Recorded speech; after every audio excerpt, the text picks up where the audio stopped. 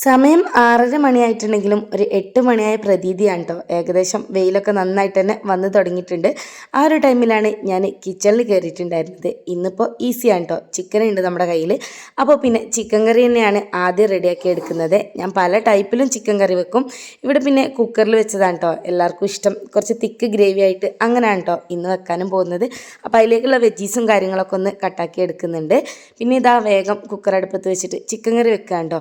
ആദ്യമൊക്കെ ഇഞ്ചി വെളുത്തുള്ളിയൊക്കെ ഞാൻ ചതച്ച് സെറ്റാക്കി ഫ്രിഡ്ജിൽ വെക്കാറുണ്ടായിരുന്നു കേട്ടോ. ഇപ്പം എന്താണെന്നറിയില്ല, അതിന് ഭയങ്കര മടിയാണ്. പിന്നെ വേഗം രാവിലെ തന്നെ ഭയങ്കര ഒരു തിരക്കാണ് കേട്ടോ. ഇത് നന്നാക്കി എടുക്കുക എന്ന് പറയുന്നത് എല്ലാവർക്കും അറിയായിരിക്കുമല്ലോ.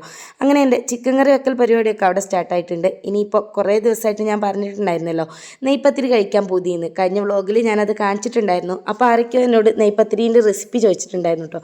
ഒരുപാട് ആളൊന്നുമില്ല, ആരൊക്കെയോ എന്ന് പറഞ്ഞത് സോറി കേട്ടോ, ഒരാളാണ് ചോദിച്ചിട്ടുണ്ടായിരുന്നത്.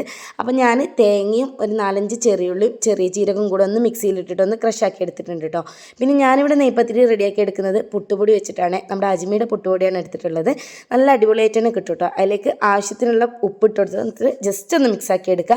എന്നിട്ട് നല്ല തിളച്ച വെള്ളമാണ് കേട്ടോ ഒഴിച്ചു കൊടുക്കുന്നത്. ആ ഒരു പുട്ടുപൊടി എടുത്ത പാത്രത്തിൽ പുട്ടുപൊടി മുങ്ങി കിടക്കുന്നത് പോലെ നമ്മൾ വെള്ളം ഒഴിച്ചു കൊടുക്കണം.